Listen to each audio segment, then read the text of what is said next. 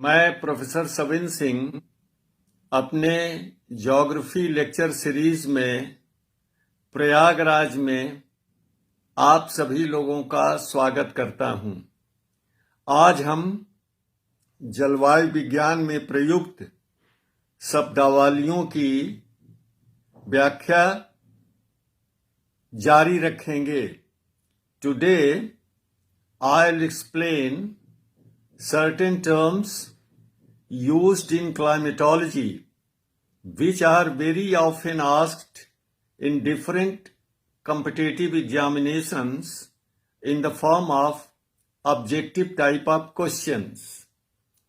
ये टर्म्स विभिन्न प्रतियोगी परीक्षाओं में ऑब्जेक्टिव टाइप ऑफ प्रश्न के रूप में अक्सर पूछे जाते हैं, अतः आपको इन्हें भली भांति समझना चाहिए ताकि आपको इसका फायदा मिल सके। तो सर्वप्रथम हम बात करते हैं ध्रुवीय प्रकाश की, ऑरोरल लाइट्स की।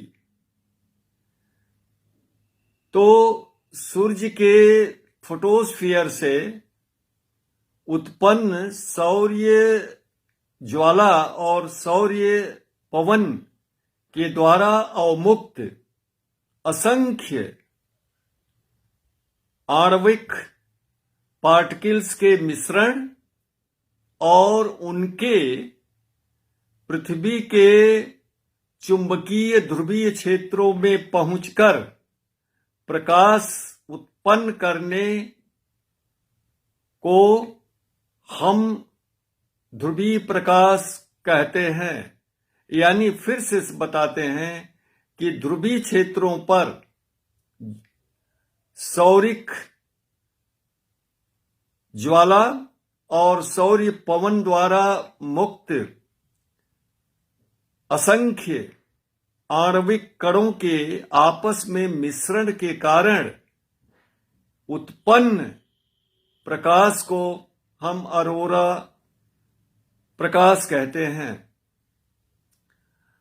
Auroral lights are polar lights which are caused by the mixing of enormous amount of atomic particles released through solar flares and solar winds and reaching the magnetic zone of the earth. Basically, the literal meaning of aurora is dawn. Arora का शाब्दिक अर्थ होता है उषा, उषा काल, और ये दो तरह का होता है, उत्तरी ध्रुवीय प्रकाश, दक्षिणी ध्रुवीय प्रकाश। So literally aurora means dawn, and the auroral lights are of two types, aurora borealis and aurora australis. Borealis means northern, uttari, and australis means southern, दक्षिणी। अगला टर्म है effective radiation. The outgoing long wave terrestrial radiation is called effective radiation.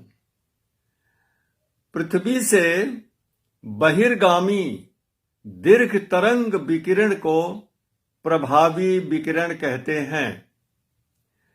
Next, the radiation window, विकिरण खिड़की क्या है? So mountains are called radiation windows because both incoming solar radiation and outgoing terrestrial radiation increase with the height. पर्वतों को विकिरण खिड़की इसलिए कहा जाता है कि सूर्य से के प्रवेशी विकिरण और पृथ्वी के बहिर्गामी विकिरण में दोनों में ऊंचाई के साथ वृद्धि होती जाती है। नेक्स्ट इज नेट रेडिएशन, शुद्ध विकिरण। शुद्ध विकिरण क्या होता है? सूर्य से प्राप्त ऊष्मा ऊर्जा और पृथ्वी से विनष्ट ऊष्मा ऊर्जा का जो अंतर होता है उसको हम कहते हैं शुद्ध विकिरण। Net radiation refers to the difference between the heat energy received from the sun and heat energy lost from the earth। अक्सर कुछ लोगों ने हमसे पूछा कि तापमान और सूर्यातप में क्या अंतर होता है। तो बंधुवर, insolation is the heat energy received on the earth's surface from the sun। पृथ्वी पर सूर्य से प्राप्त ऊष्मा को हम सूर्यातप कहते हैं। And temperature refers to the measurement of hotness or coldness of a substance। और किसी भी वस्तु के गर्म होने या शीतल होने के मापन को हम तापमान कहते हैं, जिसे हम थर्मामीटर से नापते हैं। तो ये दोनों में अंतर होता है। नेक्स्ट इज ड्यू पॉइंट, ओशांग। ओशांग क्या होता है? जिस तापमान पर हवा संपृक्त हो जाती है, अर्थात उसके नमी धारण करने की क्षमता और उसकी निरपेक्ष उसमें मौजूद आर्द्रता बराबर हो जाते हैं, अर्थात सापेक्षिक आर्द्रता 100% हो जाती है, तो संघनन प्रारंभ हो जाता है। तो जिस तापमान पर संघनन प्रारंभ होता है उसको ओशांग कहते हैं। Dew point refers to the temperature at which the air gets saturated, relative humidity becomes 100% and condensation starts। Next, what is frost point? तुषार बिंदु क्या होता है? तो जिस तापमान पर संघनन फ्रीजिंग पॉइंट के नीचे होता है उसे तुषार बिंदु कहते हैं, और जिस तापमान पर हिमांक के ऊपर संघनन होता है उसको ओशांग कहते हैं। So the freezing point refers to that temperature at which the condensation begins below freezing point। Next is freezing rain, जमती हुई वर्षा। So sometimes the drizzle or light rains released from cumulus clouds are frozen in the transit before reaching the ground surface. कभी कभी ये होता है कि cumulus बादलों से होने वाली फुहार और झीसी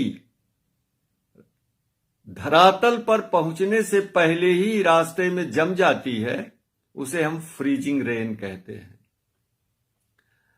now next is virga. What is virga? Sometimes some of the drizzles or light rains are evaporated before reaching the ground surface, and that is called वर्गा या विरगा। कभी कभी कुछ बौछार या हल्की बारिश धरातल पर पहुंचने से पहले ही वो वाष्पीकृत हो जाती है, उसे हम वर्गा या विरगा कहते हैं। और इस तरह से और भी टर्म्स हैं, जैसे ये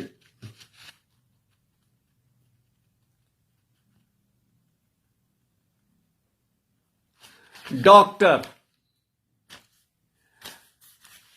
doctor is a local wind that is warm and dry wind in the western part of Sahara Desert। Doctor एक स्थानीय पवन होती है जो कि गर्म और शुष्क होती है और सहारा रेगिस्तान के पश्चिमी भाग में प्रवाहित होती है। इसे डॉक्टर इसलिए कहते हैं कि जब एक गर्म और शुष्क वायु उत्तरी पश्चिमी अफ्रीका के पश्चिमी तटीय भाग में पहुंचती है, खास करके गिनी तट पे, जहां का मौसम उमस भरा हुआ होता है, बहुत आर्द्रता होती है, तापमान बहुत अधिक होता है और वह स्वास्थ्य के लिए अहितकर होता, असह्य हो जाता है। जब यह हवा वहां पहुंचती है तो वहां की नमी को सोख लेती है, क्योंकि ये शुष्क है, इसलिए इसे डॉक्टर कहते हैं। वैसे इसका ज्योग्राफिकल नाम है harmattan. So the doctor is a local wind and the other name of warm and dry wind called harmattan in the western part of Sahara region. It blows from east to west. Why it is called doctor? When this wind reaches the western coast of Africa, mainly Guinea coast, there the weather is very much humid and sultry and it becomes uncomfortable. But the moment this harmattan dry and warm wind reaches there, it absorbs the moisture and the weather becomes pleasant, very good weather for good health. That's why it is called doctor. बस आज इतना ही प्रयागराज से पहला lecture है। अब धीरे धीरे मैं एक आध दो लेक्चर और बचे हुए हैं, उनको करने के बाद हम जियोमॉर्फोलॉजी शुरू करेंगे। नमस्कार, धन्यवाद।